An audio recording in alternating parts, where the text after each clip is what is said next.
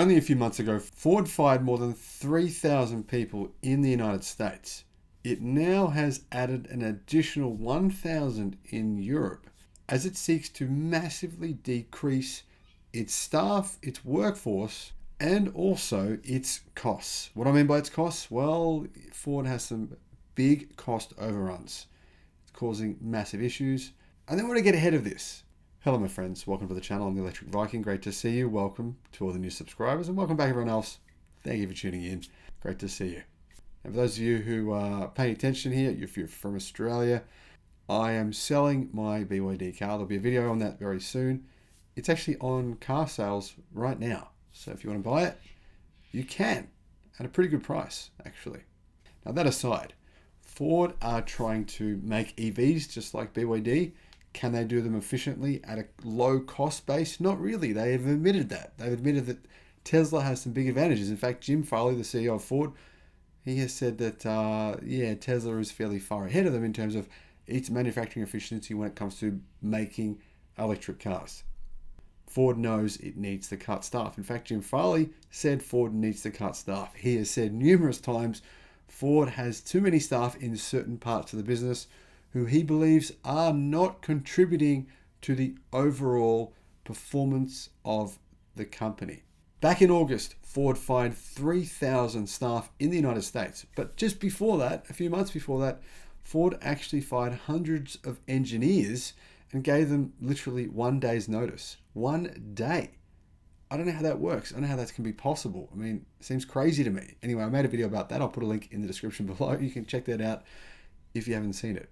However, Ford will now cut an additional 1,000 jobs in Germany as it switches its business in the region to selling electric cars only. There you go. I mean, a number of CEOs have said this. The CEO of Volkswagen said what? He said, to make an EV, you don't need as many staff. You need automation. That's what you need. This is pretty much proof of that. Ford has said the same thing. Ford plans to reduce its workforce at its European headquarters and its factory in Cologne, Germany by a 4-digit number, sources told Automotive News sister publication.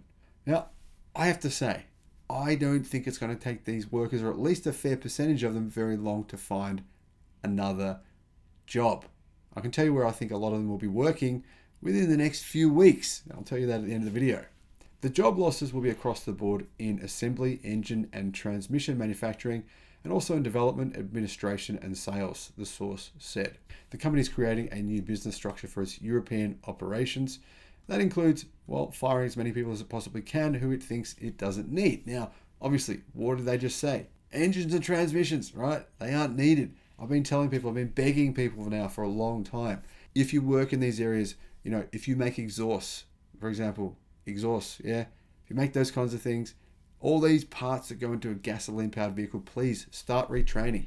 Do some skills. It might not have to be a new degree. Maybe just some short-term skills training where you can transfer some of your skills across to different types of manufacturing. I do think that's possible. So, if you're listening and you work in the industry, don't pretend it's not coming. Don't hide your head in the sand. You're going to get fired unless you actually reskill and retrain. So Ford has a plan. It thinks it can't make profits selling affordably priced electric cars.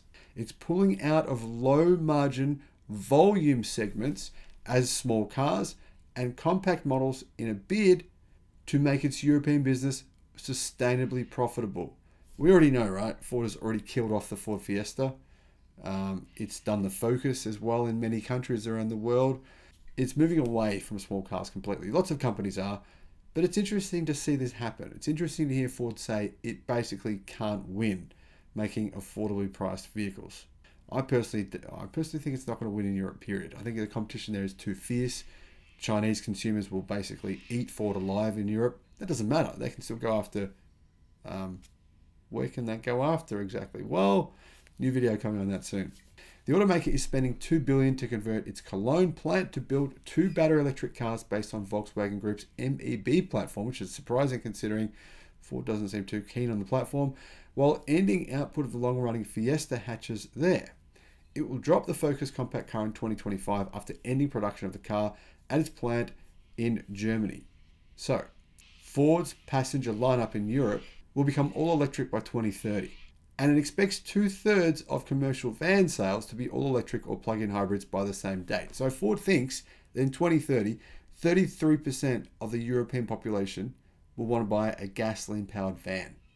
And it's basically saying in 2029 that there's going to be people in Europe that want to buy a non-electric car, or one of Ford's non-electric car offerings. Do you believe that? Really? Do you really think in Europe, a country where we're already seeing many countries with more than 50% EV adoption now in 2022, well, not even now, last year, you really think people are going to be buying gasoline-powered cars in 2029? I think that's ridiculous. I think that's just like total fanciful nonsense.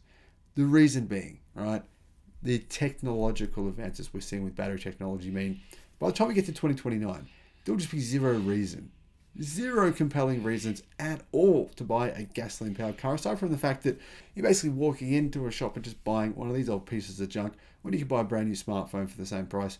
That just does not make sense. You know when you walk out of that shop, the thing you just bought is going to be worth peanuts. That's true, right? Now that demand for cars is starting to slide, we're seeing this in the United States. Dealers are now saying that they could be in a bit of trouble this year. Automotive News is saying it. Different publications are saying it. They're saying that their floor stock is going to be a problem for them. Too much stock on the floor. You can see what's going to happen. Ford's passenger lineup in Europe will become all electric by 2030. And it expects 2/3 of commercial van sales to be all electric or plug-in hybrids by the same date. So it's saying, right, 2/3. 1/3 of people who buy a van will not want to save money.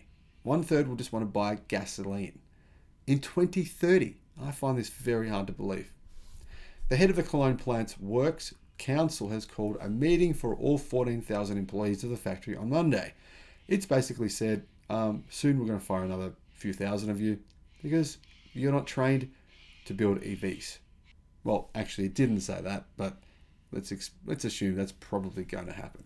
Ford declined to comment on the report, but said the transformation to electric vehicles requires significant change in the way it produces cars. We have no comment on the current speculation about a possible restructuring at Ford in Europe. A spokesperson said, basically the media said, hey Ford, you're going to fire some more people? And Ford was like, no comment. Yeah, writing's on the wall. I hope you've retrained. I hope you have something you can offer to the new world of EV manufacturing. If you don't, really, well, probably shouldn't feel sorry for you because the writing's been on the wall for many years. That said, disruption does suck for some people. It does suck to have your livelihood removed. So to some degree, yeah, I do feel sorry for you. But the truth is, the future of your life and everyone else's lives will be significantly improved. It's only been over the last probably year that we've started to fully realize and understand the incredibly damaging effects of what comes out of a car's exhaust. That's the worst thing. Yeah, global warming, they do contribute to that. That's an issue. But far worse than that, in my opinion, is the immediate effects to your health now, today, with what comes out of these exhausts. Millions of these exhausts, wherever you live, in your cities. Most people live in cities. That's where this pollution is really, really bad. We need to end that fast. And if some people have to lose their jobs as a result of that, well, so be it. You know what? Ford culling all these stuff is very interesting because there's some companies doing the opposite. One of those is Tesla. Tesla's a factory in Germany. Now, I don't believe that the majority of people working at Tesla's factory already were previously trained to build EVs. I mean, that's just not possible. What did Ford do? I mean, what did Tesla do? Where did they get all these so-called trained electric car staff? They didn't, obviously. Surely a significant percentage of Tesla's staff was simply workers that worked making gasoline-powered cars or manufacturing something else. Therefore, probably good chance a lot of those Ford staff that have been fired will be re-employed elsewhere. Maybe at Tesla. Now, yes, it's true. I don't think Tesla has any need for transmission experts. But that said, maybe some of those guys have something else to offer. Very possible. What are your thoughts? Let me know what you think. Thank you for watching. Bye-bye.